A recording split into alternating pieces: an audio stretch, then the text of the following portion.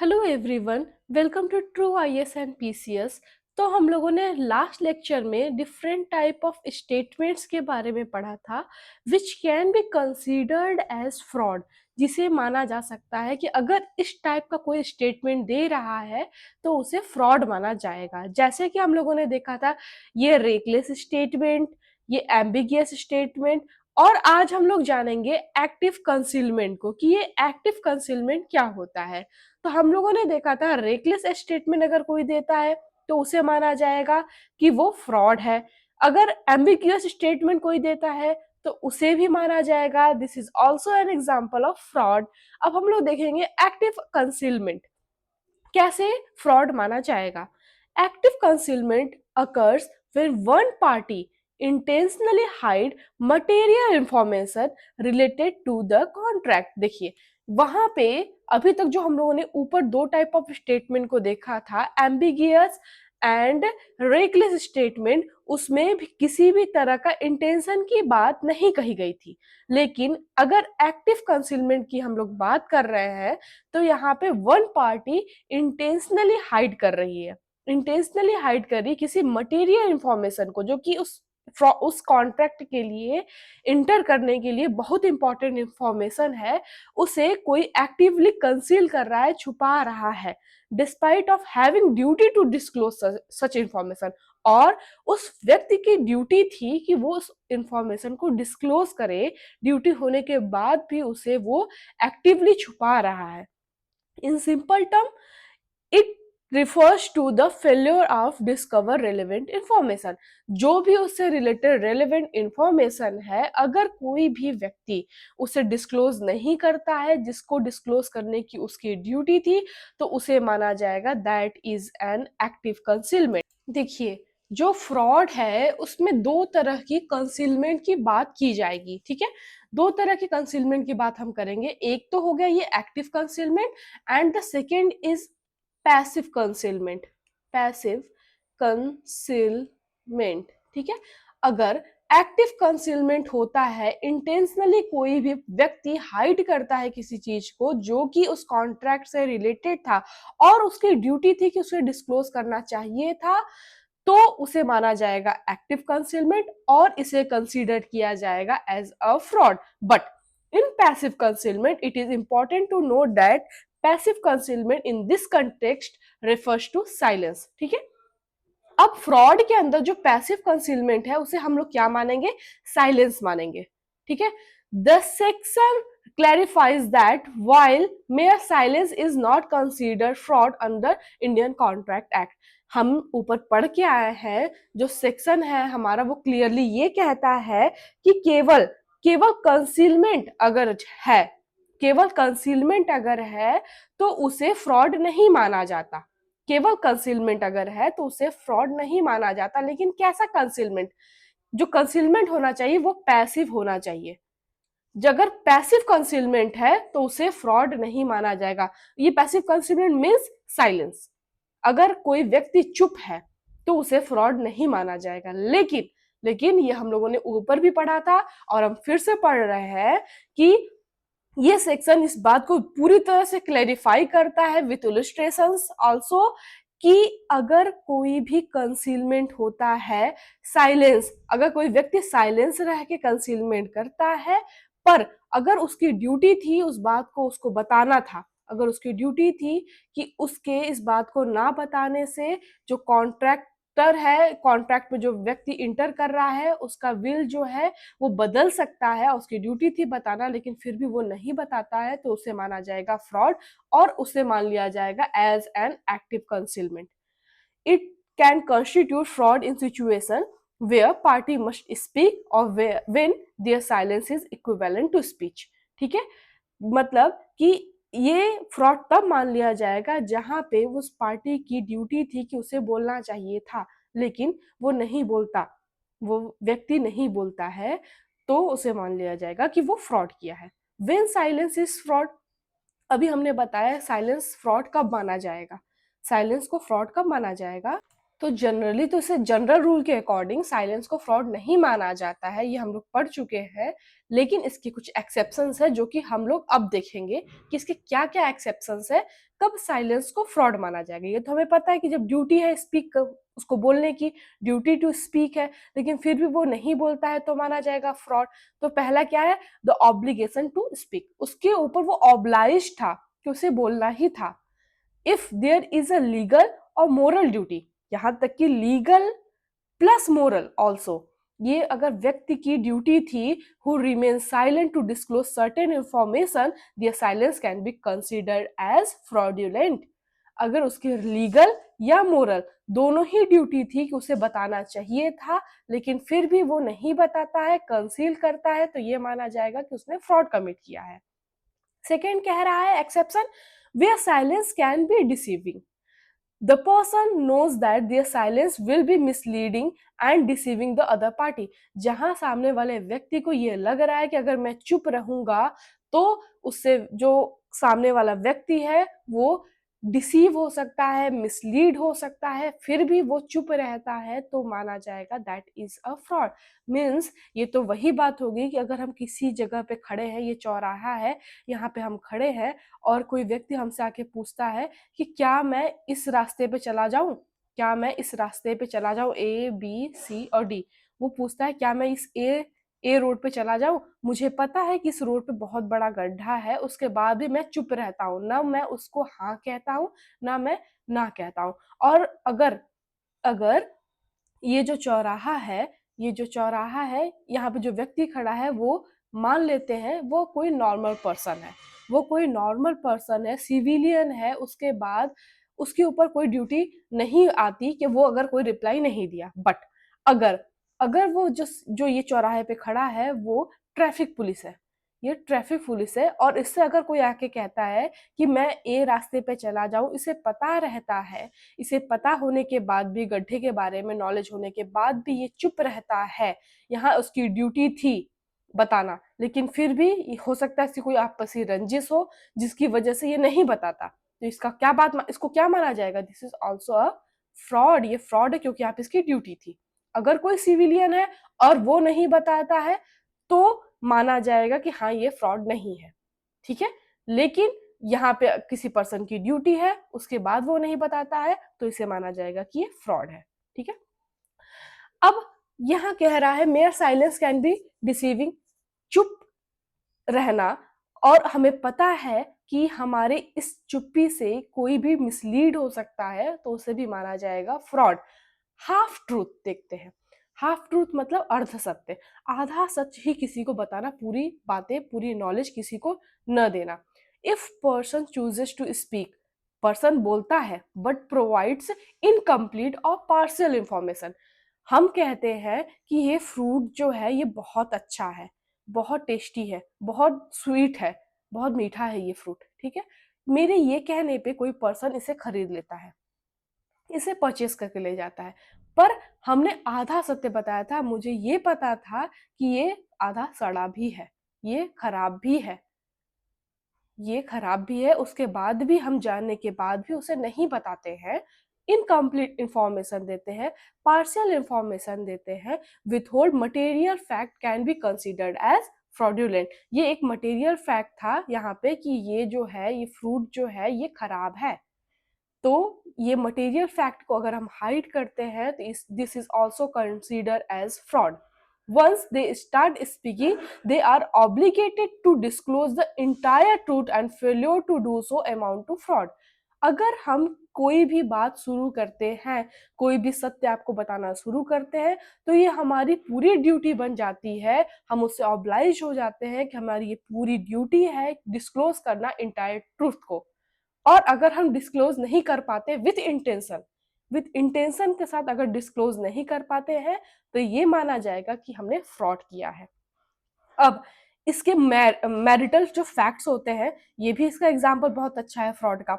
जैसे in context of marriage the non disclosure of merit material facts, क्या बोल रहा है, जो भी मैरिज के कंटेक्स्ट में अगर बात करें हम, तो अगर कोई मटेरियल फैक्ट का डिस्क्लोजर नहीं होता जो कि जो कि पार्टीज से रिलेटेड है, रिलेटेड टू पार्टीज इन्वॉल्व। जो भी पार्टीज उसमें इन्वॉल्व हो रही हैं, ये अगर ये लड़का और ये लड़की इन्वॉल्व हो रहे हैं मैरिज में और वहां से रिलेटेड था ये मटेरियल फैक्ट, जरूरी था बताना, तो इसे माना जाएगा कि इसने फ्रॉड किया है, अगर वो नहीं बताता है तो। फॉर एग्जाम्पल, अगर ये जो बॉय है, if he is unsound mind person, he is an unsound mind person, घर वाले इस मटेरियल फैक्ट को हाइड करते हैं, कंसील करते हैं और इसकी मैरिज करा देते हैं। बाद में पता चलता है ये जो मैरिज है, ये तो अनसाउंड माइंड पर्सन था, ये तो अनसाउंड माइंड पर्सन था।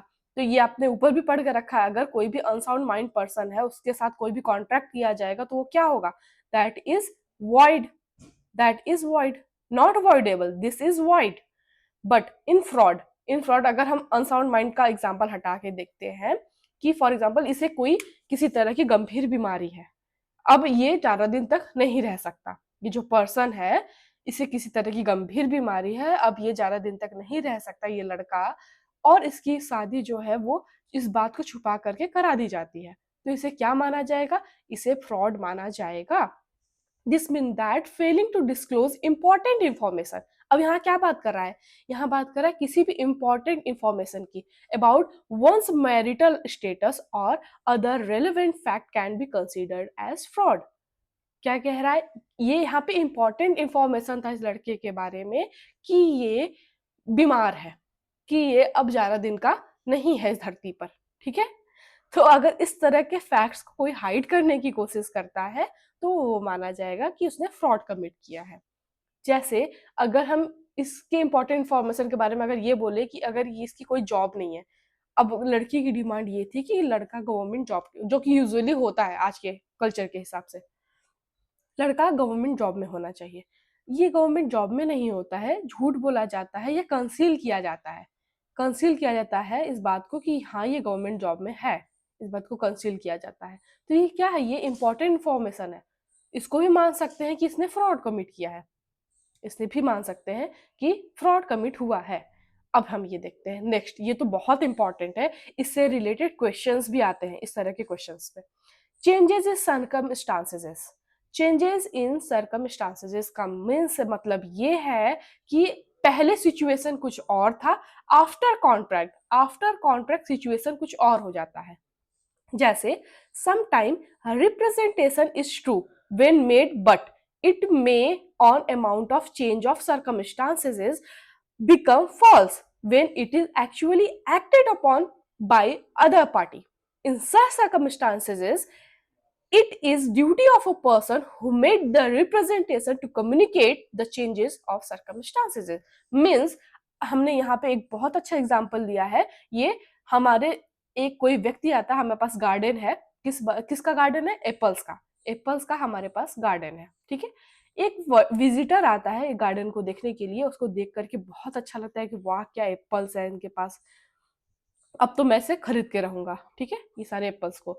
अब ये कहता है कि हम आपके साथ कॉन्ट्रैक्ट करते हैं कि हम इस सारे एप्पल्स को खरीदना चाहते हैं, इतने इतने प्राइस में, सब कुछ क्लियर रहता है पहले से। लेकिन लेकिन कुछ ऐसा हो जाता है जिसकी वजह से हमारे एप्पल्स जो है पूरे खराब हो जाते हैं, सड़ जाते हैं, ये कीड़े लग गए हमारे एप्पल्स में, ठीक है। अब जब हमारे साथ इसके साथ कॉन्ट्रैक्ट हुआ था, हमारा इसके साथ, इस पर्सन के साथ, तो ये बात, मेरा इंटेंशन तो था नहीं कि इसे हम किसी भी तरह से मिसलीड कर रहे हो, विदाउट इंटेंशन हमने इसके साथ कॉन्ट्रैक्ट किया। लेकिन अगर बाद में चेंज इन सर्कमस्टांसेस हो जाते हैं, ये सारे एप्पल्स खराब हो जाते हैं, तो ये हमारी ड्यूटी है कि हम इसे बताएं, हमारी ये ड्यूटी है कि हम इसे बताएं कि हमारे सारे एप्पल्स खराब हो चुके हैं। अगर हम इस तरह की चीज कंसील करते हैं, हाइड करते हैं, तो इसे भी क्या माना जाएगा, this is also a fraud, ये भी फ्रॉड ही माना जाएगा, ठीक है। आई होप इस एग्जाम्पल से, इतने सारे एग्जाम्पल से आपको समझ में आ गया होगा कि फ्रॉड कैसे कैसे और कब कब कमिट किया जा सकता है।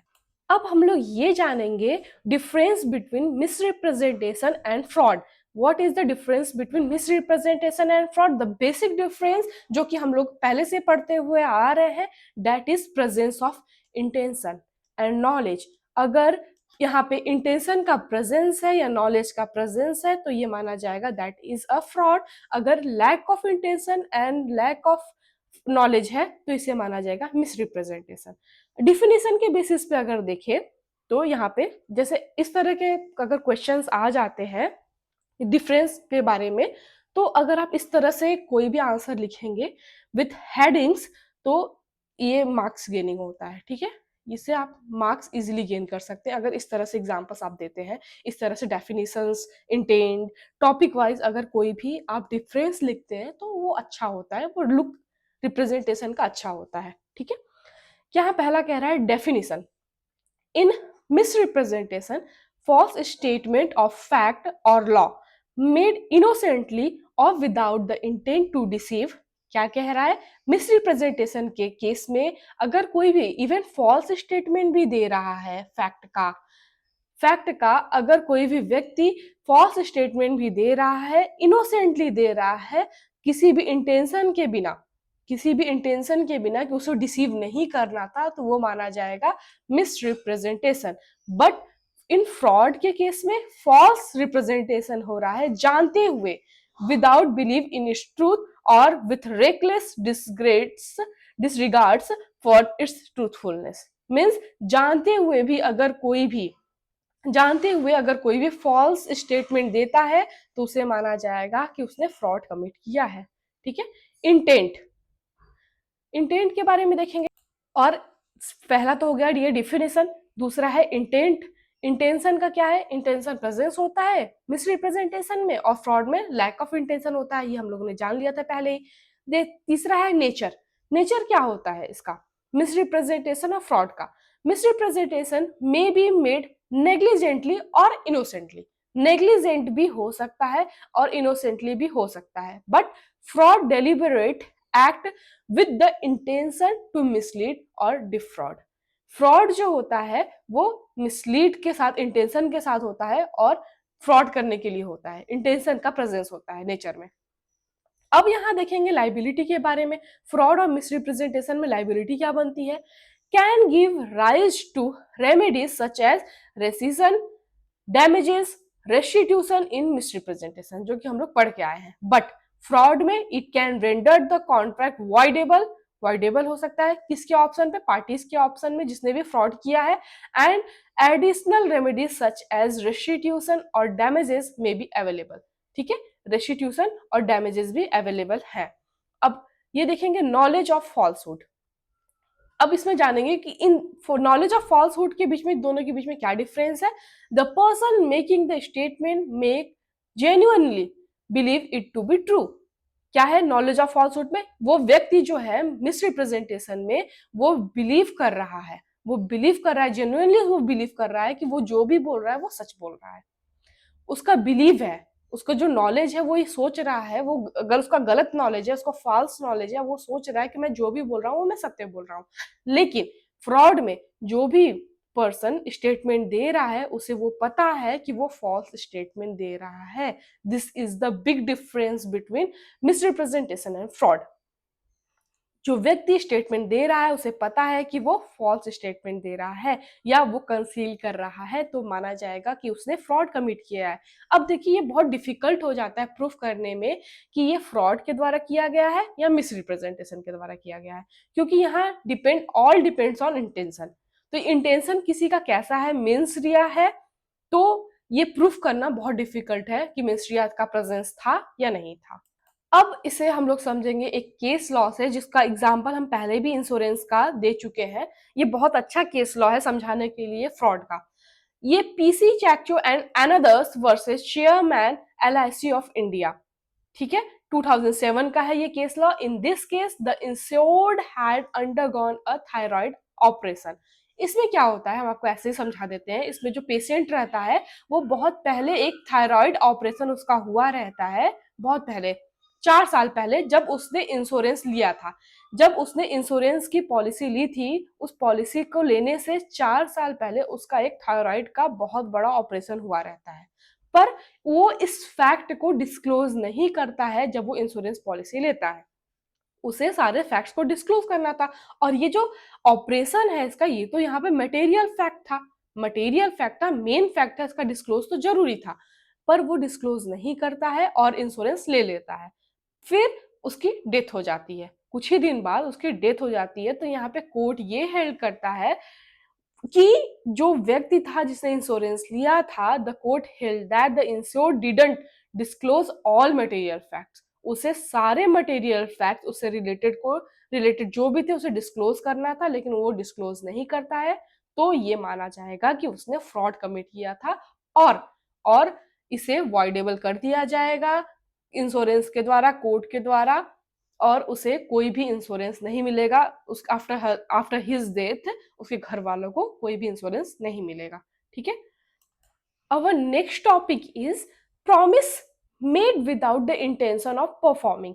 मतलब ये कि प्रॉमिस किया जाता है पर पहले से ही इंटेंशन नहीं था कि हम इस प्रॉमिस को कभी परफॉर्म करेंगे। मीन्स इसका सबसे अच्छा एग्जाम्पल ये है कि जैसे बचपन में हमारे साथ होता था, क्या होता था कि हम किसी भी चीज के लिए जिद करते थे, तो मम्मी पापा उस समय हमसे क्या बोल देते थे, ठीक है बेटा हम लाके दे देंगे, तुम्हें कुछ देर में लाके दे देंगे, या कहीं से लाके दे देंगे, बाद में लाके दे देंगे, एक दिन बाद लाके दे देंगे। पर उनका पहले से इंटेंशन ये रहता था कि हमें इसे परफॉर्म ही नहीं करना है, इसको भूल जाना है। वो बच्चा कुछ दिन में भूल जाता था, जब भूल जाएगा तो बात ही खत्म। तो ये तो छोटा मोटा एग्जाम्पल हो गया। अब यहाँ पे अगर ऐसा होता है तो उसे माना जाएगा फ्रॉड। इसका मतलब हमारे साथ बचपन से ही फ्रॉड होता आ रहा है। ठीक है। तो ये तो हो गई मजाक की बात, लेकिन यहाँ पे ये कह रहा है to make the other person bound to a promise with no intention of performing it. अगर कोई व्यक्ति जो बाउंड है उसको परफॉर्म करने के लिए, लेकिन वो प्रॉमिस कर देता है पर उसका पहले से इंटेंशन रहता है कि वो इसे परफॉर्म नहीं करेगा, तो ये माना जाएगा, इस तरह का अगर कॉन्ट्रैक्ट होता है तो ये माना जाएगा फ्रॉड। ठीक है। इस तरह के अगर कोई भी कॉन्ट्रैक्ट होता है तो उससे माना जाएगा फ्रॉड, क्योंकि उसका पहले से इंटेंशन ही नहीं था परफॉर्म करने का, फिर भी वो कॉन्ट्रैक्ट में एंटर किया। इससे रिलेटेड एक केस भी देख लेते हैं हम लोग। Clove versus London and north western railway company 1871 का केस है। इसमें ये हुआ था कि पहले से अगर कोई गुड्स खरीदा था without intention to paying the amount is sort of this fraud. पहले हम कोई सामान खरीदते हैं पर हमारा पहले से ये इंटेंशन रहता है कि हम इस सामान का जो प्राइस है पे नहीं करने वाले हैं। ये हमारा पहले से इंटेंशन रहता है, हमारी हरकतें इस तरह से रहती है जो सामने वाले को ये पता चल जाता है कि इसका इंटेंशन पे करने का नहीं है, तो ये भी क्या होगा, this is also amount of fraud. ये से भी माना जाएगा कि हमने फ्रॉड कमिट किया है अगर इंटेंशन का लैक है, ये परफॉर्मेंस नहीं करता है। मतलब ये कह रहा है, देखिए फ्रॉड कई प्रकार से हो रहे हैं हमारे सामने फ्रॉड्स कई प्रकार से हो रहे हैं। इसमें से एक प्रकार ये भी है, पहले तो हम किसी चीज का कंसीलमेंट करना, हमने देखा किसी चीज को कंसील करना, हाइड करना, दिखाना नहीं, झूठ बोलना, झूठ बोल के भी फ्रॉड हो रहा है, और इंटेंशन ही नहीं था परफॉर्म करने का उसके बाद भी कॉन्ट्रैक्ट में एंटर करते हैं, तो इसे भी माना जाएगा कि ये फ्रॉड है, जैसे कि इस केस में हम लोगों ने देखा। तो हम लोगों ने अभी तक जितने भी टॉपिक्स देखे हैं, देखे हैं, जैसे कि coercion, misrepresentation, fraud, undue influence, ये सारे के सारे टॉपिक्स में हम लोगों ने ये जाना कि ये सारे टॉपिक्स क्या है, वॉइडेबल है on the option of the party. Party अगर चाहे तो इसे वॉइड करा सकती है। ठीक है। वॉइडेबल का मतलब यही होता है, अगर पार्टी चाहे तो इसे बाद में वॉइड करा सकती है। तो ये सारे के सारे टॉपिक्स क्या थे, फ्रॉड थे, सॉरी वॉइडेबल थे। फ्रॉड, कोअर्जन, अनड्यू इन्फ्लुएंस, ये सारे टॉपिक्स वॉइडेबल के एग्जाम्पल थे। लेकिन अगर हम लोगों ने देखा था, अगर कोई माइनर है, माइनर अगर कोई काम करता है, अगर कोई व्यक्ति जो है वो अनसाउंड है, अगर वो इस तरह का कोई काम करता है, तो ये सब क्या होगा, ये सारे एग्जाम्पल्स है किसके, वॉइड के एग्जाम्पल्स है। तो दोस्तों इसके बाद जो अपना टॉपिक है वो है मिस्टेक का, तो उसे जानेंगे बहुत डिटेल में अपने नेक्स्ट लेक्चर में। तो आपको ये लेक्चर कैसा लगा प्लीज हमें कमेंट सेक्शन में जरूर बताइएगा। Thank you very much for joining me and listening. और दोस्तों अगर आप इस पीडीएफ को परचेज करना चाहते हैं तो आप इस क्यूआर कोड को स्कैन करके इस पीडीएफ को केवल 21 रुपीज में परचेज कर सकते हैं। और कोर्स से रिलेटेड कोई भी जानकारी अगर आपको चाहिए तो आप इस नंबर पर कॉल या मैसेज कर सकते हैं। Thank you.